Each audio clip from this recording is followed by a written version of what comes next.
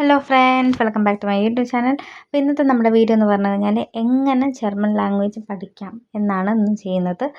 അതായത് നമ്മൾ ഒരു ജർമ്മൻ ലാംഗ്വേജ് ഒക്കെ പഠിക്കുമ്പം ആ ലാംഗ്വേജിൽ നമ്മൾ അതിന് മുമ്പ് എന്തൊക്കെ മനസ്സിലാക്കണം എന്നൊക്കെയും, അതുപോലെ തന്നെ ജർമ്മൻ ലാംഗ്വേജിൽ എന്തൊക്കെ മൊഡ്യൂൾസാണ് വരുന്നത്, എത്ര ലെവലുണ്ട്, എത്ര ലെവൽ വരെ നമ്മൾ പഠിക്കണം, ജർമ്മൻ പഠിക്കാൻ എളുപ്പമാണോ, അങ്ങനെയൊക്കെ കുറച്ച് കാര്യങ്ങളാണ് ഇന്ന് നമ്മൾ ഡിസ്കസ് ചെയ്യുന്നത്. അപ്പോൾ നമുക്ക് വീഡിയോയിലേക്ക് പോകാം. അപ്പോൾ ഈ വീഡിയോ നിങ്ങൾക്ക് ഉപകാരപ്പെട്ടെങ്കിൽ അല്ലെങ്കിൽ നിങ്ങൾക്ക് ഇഷ്ടപ്പെട്ടെങ്കിൽ തുടർന്ന് നിങ്ങൾ സപ്പോർട്ട് ചെയ്യാൻ മറക്കരുത്. അതുപോലെ തന്നെ ലൈക്ക് ചെയ്യുക, അഭിപ്രായങ്ങൾ കമൻറ്റ് ചെയ്യുക. അപ്പോൾ നമുക്ക് വീഡിയോയിലേക്ക് പോകാം. ഓക്കെ, അപ്പോൾ നമ്മൾ ആദ്യം തന്നെ അറിഞ്ഞിരിക്കേണ്ട ഒരു കാര്യം എന്ന് പറഞ്ഞു കഴിഞ്ഞാൽ, ഒരു ലാംഗ്വേജ് പഠിച്ചിരിക്കുമ്പോൾ അല്ലെ പഠിക്കാൻ പോകുമ്പം നമ്മൾ കുറേ കാര്യങ്ങൾ സെർച്ച് ചെയ്ത് മനസ്സിലാക്കുക. കാരണം ആ ലാംഗ്വേജ് എങ്ങനെയുണ്ട് പഠിക്കാൻ, ഓരോ ആൾക്കാരുടെ റിവ്യൂ നമ്മൾ മനസ്സിലാക്കത്തില്ല. അതുപോലെ റിവ്യൂ മനസ്സിലാക്കി വെക്കുക. നിങ്ങൾക്ക് ഫ്യൂച്ചറിൽ നിങ്ങൾ എന്ത് പഠിക്കാനാണ് ആഗ്രഹിക്കുന്നത് ആ രീതിയിൽ ഒരു പ്ലാൻ ചെയ്തിട്ട് വേണം നമ്മൾ ലാംഗ്വേജ് പഠിക്കാനായിട്ട് തുടങ്ങാനായിട്ട്. എന്നാലേ നമുക്കൊരു പ്ലാൻ ഉണ്ടാവുള്ളൂ, ആ രീതിയിൽ പോവുള്ളൂ. അല്ലെങ്കിൽ ടൈം നമുക്ക് കുറേ പോകും. ഓക്കെ, അപ്പം അത് ശ്രദ്ധിക്കുക ആദ്യം തന്നെ. പിന്നെ എല്ലാവർക്കും ഉള്ളൊരു ഡൗട്ടാണ്, ഇപ്പോൾ ജർമ്മൻ പഠിക്കാൻ കയറി കഴിയുമ്പോൾ തന്നെ അറിയാം ഇത് എത്ര മൊഡ്യൂളുണ്ടെന്ന് അറിയത്തില്ല, എത്ര ലെവൽ വരെ ഇത് ഉണ്ടെന്നറിയില്ല. അപ്പോൾ ഇതിൻ്റെ ലെവലെന്ന് പറഞ്ഞു കഴിഞ്ഞാൽ C2 ലെവൽ വരെയൊക്കെയാണ് നല്ല ഡീറ്റെയിൽ ആയിട്ട് പഠിച്ച് ഉള്ളത്. അതായത് മുകളിലേക്കൊന്നും പഠിച്ചതായിട്ട് അങ്ങനെ ആരും പഠിക്കാറില്ല. നമ്മളൊക്കെ എന്നപ്പോൾ പറഞ്ഞു കഴിഞ്ഞാൽ എല്ലാവരും B2 ഒക്കെയാണ് ഇപ്പം എല്ലാവരും പഠിക്കുന്ന ഒരു B2 ലെവലാണ്. ആവറേജ് ജസ്റ്റ് ഒന്ന് നമ്മൾ കമ്മ്യൂണിക്കേറ്റ് ചെയ്ത് സ്പീക്ക് ചെയ്ത് നിൽക്കാനായിട്ടുള്ള ഒരു ലെവലെന്ന് പറഞ്ഞാൽ B2 ലെവലാണ്. C2 ഒക്കെ പഠിക്കുന്ന പറഞ്ഞാൽ ഒന്നുകൂടെ ഡീറ്റെയിൽ ആയിട്ട് പഠിക്കുന്നതാണ്. മൊഡ്യൂൾ നമുക്ക് 4 മൊഡ്യൂളാണ് ഉള്ളത്. അതായത് speaking, writing, listening and reading. ഈ 4 മൊഡ്യൂൾസാണ് നമുക്കുള്ളത്, മെയിനായിട്ട് ഫോക്കസ് ചെയ്യേണ്ടത്. പക്ഷെ മാസ്റ്റേഴ്സ് ഒക്കെ പഠിക്കാൻ പോകുന്നവരാണെങ്കിൽ മാസ്റ്റേഴ്സിന് നമുക്ക് എന്താണ് B2 ഒന്നും വേണ്ട, A2 ലെവൽ അറിഞ്ഞിരുന്നാൽ മതി. പിന്നെ വരുന്ന കാര്യമാണ് നമുക്ക് എക്സാം. ഇതിൻ്റെ എക്സാം ഇത് പഠിച്ചു കഴിഞ്ഞാൽ പെട്ടെന്ന് പാസ്സാകാൻ പറ്റുമോ? നമുക്ക് എന്ത് എക്സാമിനാണെങ്കിലും നല്ലപോലെ ഒന്ന് പ്രിപ്പയർ ചെയ്ത് ഫേസും ഒക്കെ അറിഞ്ഞിട്ട് നല്ലപോലെ പഠിച്ചിട്ടാണ് നമ്മൾ എക്സാമിന് പ്രിപ്പയർ ആവുന്നെങ്കിൽ അല്ലെങ്കിൽ എഴുതാൻ പോകുന്നതെങ്കിൽ ഉറപ്പായിട്ടും നമുക്ക് ഫസ്റ്റ് അറ്റംപ്റ്റിൽ തന്നെ എഴുതാൻ പറ്റും. ഒരിക്കലും എഴുതാൻ പറ്റത്തില്ലെന്നല്ല, എഴുതാൻ പറ്റും. നല്ലപോലെ അത് പ്രിപ്പയർ ചെയ്യണം. നമ്മൾ എങ്ങനെയെങ്കിലും ഒന്ന് ജസ്റ്റ് ഒന്ന് പഠിച്ചിട്ട് വരുന്ന പോലെ വെച്ച് കാണാം എന്ന രീതിയിലൊക്കെ നമ്മൾ എക്സാം എഴുതി കഴിഞ്ഞാൽ നമുക്ക് ഫസ്റ്റ് അറ്റംപ്റ്റിൽ പറ്റത്തില്ല. നല്ല രീതിയിൽ ഡെഡിക്കേറ്റ് ചെയ്ത് പഠിച്ചിട്ട് എഴുതുവാണെങ്കിൽ ഉറപ്പായിട്ടും നമുക്ക് ഫസ്റ്റ് അറ്റംപ്റ്റിൽ തന്നെ ഏത് ലെവലിലാണെങ്കിലും A2 ആണെങ്കിലും B1 ആണെങ്കിലും B2 ആണെങ്കിലും ഒക്കെ നമുക്ക് കവർ ചെയ്യാനായിട്ട് പറ്റും. ഓക്കെ, അപ്പം നമുക്ക് ഓരോ ലെവലും എങ്ങനെയൊക്കെ ശ്രദ്ധിക്കണമെന്ന് ഞാൻ പറയാം, ഡീറ്റെയിൽ ആയിട്ട് തന്നെ പറയുന്നുണ്ട്. അപ്പം നിങ്ങൾ സ്കിപ്പ് ചെയ്യാതെ തന്നെ കാണുക. അപ്പം ആദ്യം തന്നെ വരുന്നതാണ് ലേസൺ. ലേസൺ എന്ന് പറഞ്ഞു കഴിഞ്ഞാൽ റീഡിങ്ങിനാണ് നമ്മൾ ലേസൺ എന്ന് പറയുന്നത്. ലേസൺ നമുക്ക് ടെക്സ്റ്റ് ബുക്ക് ഉണ്ടെങ്കിൽ ടെക്സ്റ്റ് ബുക്ക് നമ്മൾ വായിക്കുക. ഓക്കെ, ആദ്യമൊക്കെ നമുക്ക് ഭയങ്കര മടിയായിരിക്കും, കാരണം നമ്മൾ പയ്യെ പഠിച്ചു വരുന്നതേ ഉള്ളൂ. പക്ഷേ ആ A1 ലെവൽ തന്നെ നമുക്ക് ടെക്സ്റ്റ് ബുക്കൊക്കെ ഇപ്പോൾ ഇൻസ്റ്റിറ്റ്യൂട്ടിലൊക്കെ പഠിക്കുന്നവരാണെങ്കിൽ ടെക്സ്റ്റ് ബുക്കൊക്കെ പ്രൊവൈഡ് ചെയ്യും അവർ. അപ്പം അത് നിങ്ങൾ ഡെയിലി സെയിം ഒരു പാരഗ്രാഫ് തന്നെ മതി, ഡിഫറെൻ്റ് ആക്കണമെന്നുമില്ല. ആ സെയിം തന്നെ നമ്മൾ വായിക്കുമ്പം പയ്യെ നമുക്ക് ആ ഒരു ഇമ്പ്രൂവ്മെൻ്റ് ഉണ്ടാവും.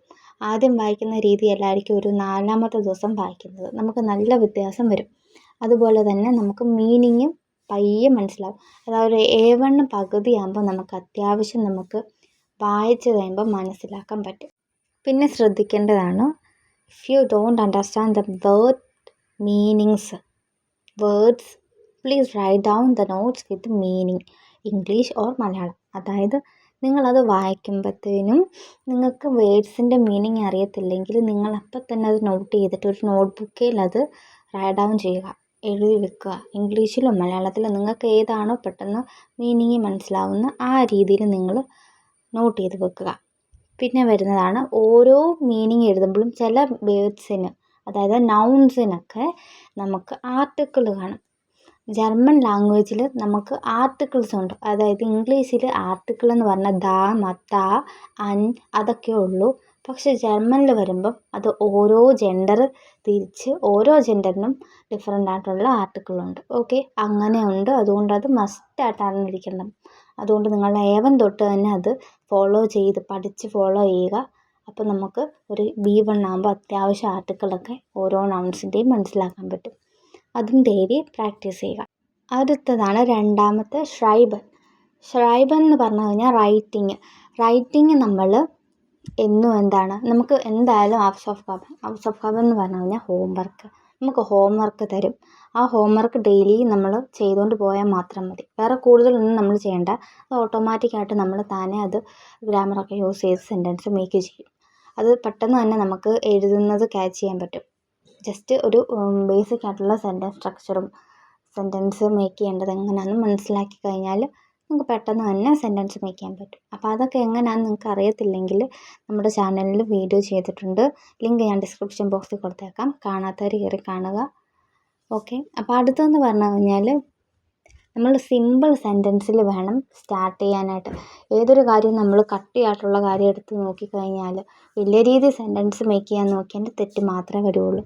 നമ്മളിപ്പോൾ A1 ലെവലാണെങ്കിൽ A1 ലെവലിൽ തന്നെ ഒരു 3 വേർഡ്സ് മാത്രം ഒതുങ്ങുന്ന കാര്യങ്ങൾ എഴുതി പ്രാക്ടീസ് ചെയ്യുക. അതുപോലെ തന്നെ നമ്മൾ എന്ത് ചെയ്യണം, ഒരൊറ്റ സബ്ജക്റ്റ് തന്നെ, അതായത് പേഴ്സണൽ പ്രൊണൗമൻ എന്ന് പറയും. പേഴ്സണൽ പ്രൊണൗമൻ എന്ന് പറഞ്ഞു കഴിഞ്ഞാൽ ഇവിടെ കോൺജുഗേഷൻ അങ്ങനെയൊക്കെ ഈ ലാംഗ്വേജിൽ വരുന്നുണ്ട്. അതൊക്കെ കൃത്യമായിട്ട് മനസ്സിലാക്കി വെച്ചിട്ട് സെൻറ്റൻസ് മേക്ക് ചെയ്യുമ്പോൾ ഒരൊറ്റ സെയിം സബ്ജക്റ്റ് വെച്ച് തന്നെ സെൻറ്റൻസ് മേക്ക് ചെയ്യാതെ ഡിഫറൻ്റ് ആയിട്ടുള്ള സബ്ജക്റ്റിൽ മേക്ക് ചെയ്ത് വേണം പഠിക്കാനായിട്ട്. കാരണം അല്ലെങ്കിൽ നമുക്ക് പെട്ടെന്നൊന്ന് പറയാനായിട്ടോ എഴുതാനായിട്ടോ വരുമ്പോൾ നമുക്ക് കോൺജുഗേഷൻ ചെയ്ത് വരുമ്പോൾ തെറ്റും വരും. അതുപോലെ തന്നെ നമുക്ക് ഒരു പ്രാക്ടീസ് വരത്തില്ല. അപ്പോൾ പ്രാക്ടീസൊക്കെ ചെയ്ത് വരണമെങ്കിൽ നമ്മൾ ഡെയിലി എഴുതുമ്പം നമ്മൾ ആ ഒരു സബ്ജക്റ്റ് മാറ്റി വേണം സെൻറ്റൻസ് മേക്ക് ചെയ്യാനായിട്ട്. ഓക്കെ. അപ്പോൾ അത്രേ ഉള്ളൂ, ഷ്രൈബൻ്റെ കാര്യമുള്ളൂ. അടുത്തതാണ് ഹ്യോറൻ. ഹ്യോറൻ എന്ന് പറഞ്ഞു കഴിഞ്ഞാൽ ഹിയറിങ് നമ്മൾ A1 തൊട്ടൊക്കെ കേൾപ്പിക്കും. പക്ഷെ നമുക്ക് A1ലും A2യിലൊന്നും നമുക്ക് അങ്ങനെയൊന്നും അത്യാവശ്യം മനസ്സിലാവത്തില്ല. കാരണം കേൾപ്പിക്കുന്നത് ഒരിക്കലും ഒരു നോർമൽ സ്ലോ ആയിട്ടല്ല, എങ്ങനെയാണോ ഒരു ജർമ്മൻ സംസാരിക്കുന്ന ആ രീതിയിലുള്ള ഒരു പോഡ്കാസ്റ്റ് അല്ലെങ്കിൽ ഓഡിയോ ആയിരിക്കും നമ്മളെ കേൾപ്പിക്കുന്നത്. അതുകൊണ്ട് ആദ്യം തന്നെ നമുക്ക് ഒരിക്കലും ഹ്യോറനൊന്നും ക്യാച്ച് ചെയ്യാൻ പറ്റത്തില്ല. പയ്യെ പ്രാക്ടീസ് ചെയ്യണം. അതിന് നമുക്ക് കുറേ പോഡ്കാസ്റ്റുകൾ നമ്മൾ ഡെയിലി പോഡ്കാസ്റ്റ് കേൾക്കുക. അതുപോലെ സ്റ്റോറീസൊക്കെ ഉണ്ട്, ഷോർട്ട് സ്റ്റോറീസ് ഉണ്ട്, അതൊക്കെ വെച്ച് കാണുക. അങ്ങനെയൊക്കെ ചെയ്യുമ്പം നമുക്ക് ആ ഒരു ലിസണിങ് നമുക്ക് ഇമ്പ്രൂവ് ചെയ്യാൻ പറ്റും. അതുപോലെ തന്നെയാണ് നമുക്ക് സ്ലോ മോഡാക്കാൻ പറ്റും. ഓരോ സ്ലോ മോഡാക്കിയിട്ട് ചെയ്യുവാണെങ്കിലും അതും നമുക്ക് വളരെ ഹെൽപ്ഫുള്ളായിരിക്കും. അടുത്തത് 4ാമത്തെ മൊഡ്യൂൾ, അതായത് സ്പ്രഹൻ എന്ന് പറഞ്ഞു കഴിഞ്ഞാൽ സ്പീക്കിങ് വളരെ ഇമ്പോർട്ടൻ്റ് ആണ്. അതായത് സ്പീക്കിങ് നമുക്ക് സ്പീക്ക് ചെയ്യാതെ ഇമ്പ്രൂവ് ചെയ്യാൻ പറ്റത്തില്ല.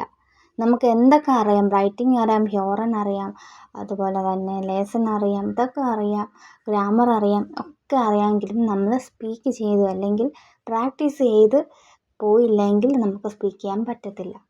അതിലേറ്റവും വലിയ നമ്മൾ ഇമ്പോർട്ടൻ്റ് ആയിട്ട് ശ്രദ്ധിക്കേണ്ടത് നമ്മുടെ ക്ലാസ് ടൈമിൽ അല്ലെങ്കിൽ ഇൻസ്റ്റിറ്റ്യൂട്ട് ഒക്കെ തന്നെയും ആ ക്ലാസ് ടൈമിൽ തന്നെ നമ്മൾ ഫ്രണ്ട്സിൻ്റോടൊപ്പം സംസാരിച്ച് പ്രാക്ടീസ് ചെയ്യുക. അവിടെ നമ്മൾ പ്രാക്ടീസ് ചെയ്യാതെ പോയി കഴിഞ്ഞാൽ നമുക്ക് സ്പീക്ക് ചെയ്യാൻ പറ്റത്തില്ല. കാരണം നമുക്ക് പാർട്ട്ണർ വേറെ ഇല്ല.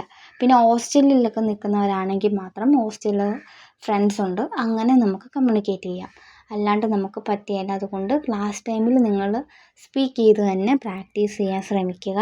എന്നാലേ നമ്മുടെ സ്പീക്കിംഗ് സ്കില്ല് ഇമ്പ്രൂവ് ചെയ്യാൻ പറ്റുള്ളൂ. അതിൻ്റെ ഒപ്പം തന്നെ നിങ്ങൾ വൊക്കാബുലും പഠിച്ചു വെക്കുക. വൊക്കാബും കൂടെ ഉണ്ടെങ്കിലേ നമുക്ക് ലെവലപ്പ് ചെയ്ത് സ്പീക്ക് ചെയ്യാനും പറ്റുള്ളൂ. അപ്പോൾ ഇത്രേ ഉള്ളൂ 4 മൊഡ്യൂൾസ് അറിഞ്ഞിരിക്കേണ്ടത്. ഈ കാര്യങ്ങളൊക്കെ ഒന്ന് ശ്രദ്ധിച്ച് ഡെയിലി A1 തൊട്ട് തന്നെ പ്രാക്ടീസ് ചെയ്ത് പോവുകയാണെങ്കിൽ തന്നെ പെട്ടെന്ന് തന്നെ നമുക്ക് അത്യാവശ്യം നമുക്ക് പറഞ്ഞ് മനസ്സിലാക്കാൻ പറ്റും. അതുപോലെ തന്നെ പറയുന്നതും മനസ്സിലാവുകയും ചെയ്യും, ഒക്കെ ചെയ്യാൻ പറ്റും. ഓക്കെ. അപ്പോൾ അടുത്തതാണ് എക്സാമിൻ്റെ കേസിൽ നമ്മൾ എപ്പോഴും ഈ ഒരു ക്ലാസ് B2 വരെയുള്ള നമ്മുടെ ഒരു ഇൻസ്റ്റിറ്റ്യൂട്ടിലെ ക്ലാസ് കഴിഞ്ഞ് ഒരു പ്രാക്ടീസും ചെയ്യാതെ നമ്മൾ ജസ്റ്റ് പോയി എക്സാം എഴുതി കഴിഞ്ഞാൽ നമുക്ക് ഫസ്റ്റ് അറ്റംപ്റ്റിൽ തന്നെ ചെയ്യാൻ പറ്റത്തില്ല. ഫസ്റ്റ് അറ്റംപ്റ്റിൽ തന്നെ നമുക്ക് അറ്റൻഡ് ചെയ്യാൻ പറ്റില്ല, അതായത് പാസ്സാവുകയില്ല. കാരണം നമുക്ക് ജസ്റ്റ് ഗ്രാമർ പോർഷൻ ആഡ് ചെയ്തും സെൻറ്റൻസ് ആഡ് ചെയ്തൊക്കെ അറിയത്തുള്ളൂ. അല്ലാണ്ട് നമുക്ക് എക്സാമിന് പ്രാക്ടീസ് ചെയ്തിട്ടില്ല. എക്സാം എങ്ങനെയാണ് അതിൻ്റെ പാറ്റേൺ വരുന്നത്, എക്സാമിന് എങ്ങനെയൊക്കെ നമ്മൾ പ്രാക്ടീസ് ചെയ്യണം എന്നൊക്കെ മനസ്സിലാക്കിയിട്ട് നല്ലതുപോലെ പ്രിപ്പയർ ചെയ്തിട്ട് വേണം നമ്മൾ എക്സാമിന് പോകാൻ. എന്നാലേ നമുക്ക് എക്സാം ഫസ്റ്റ് അറ്റംപ്റ്റിൽ തന്നെ പാസ്സാവാൻ പറ്റുള്ളൂ. അതാണ് നിങ്ങൾ മനസ്സിലാക്കേണ്ട ഒരു കാര്യം. അതുപോലെ തന്നെ നമുക്ക് പറ്റത്തില്ല, അല്ലെങ്കിൽ ആദ്യം ഒന്ന് അറ്റംപ്റ്റ് ചെയ്ത് നമുക്ക് ഫെയിലായി പോയി എന്ന് പറഞ്ഞ് നമ്മൾ ഒരിക്കലും ബാക്ക്വേർഡ് പോകരുത്. നമുക്കൊരു സെൽഫ് കോൺഫിഡൻസ്, അല്ലെങ്കിൽ നമ്മൾ സെൽഫായിട്ടൊന്ന് വിചാരിക്കണം. ഇൻസ്റ്റിറ്റ്യൂട്ടിൽ തന്നെ ആണെങ്കിലും അല്ലെങ്കിൽ നമ്മളവിടെ ഓൺലൈൻ ആണെങ്കിലും ഇത്രയും ലെവലിൽ P2 വരെയൊക്കെ നമ്മൾ പഠിച്ച് വന്നില്ലേ? കാരണം ഒരു പുതിയ ലാംഗ്വേജാണ്. പുതിയ ലാംഗ്വേജ് നമ്മൾ ഇത്രയും നല്ല രീതിയിൽ പഠിക്കുന്നുണ്ടെങ്കിൽ നമുക്കത് പറ്റും മുന്നോട്ടും. അതുകൊണ്ട് കോൺഫിഡൻസ് കളയല്, സെൽഫ് കോൺഫിഡൻസ് വേണം. എത്ര അറ്റംപ്റ്റ് ചെയ്താലും നല്ലപോലെ പ്രാക്ടീസ് ചെയ്തിട്ട് അറ്റംപ്റ്റ് ചെയ്യുവാണെങ്കിൽ ഉറപ്പായിട്ടും ഫസ്റ്റ് അറ്റംപ്റ്റിൽ തന്നെ നമുക്ക് പാസ്സാവാൻ പറ്റും.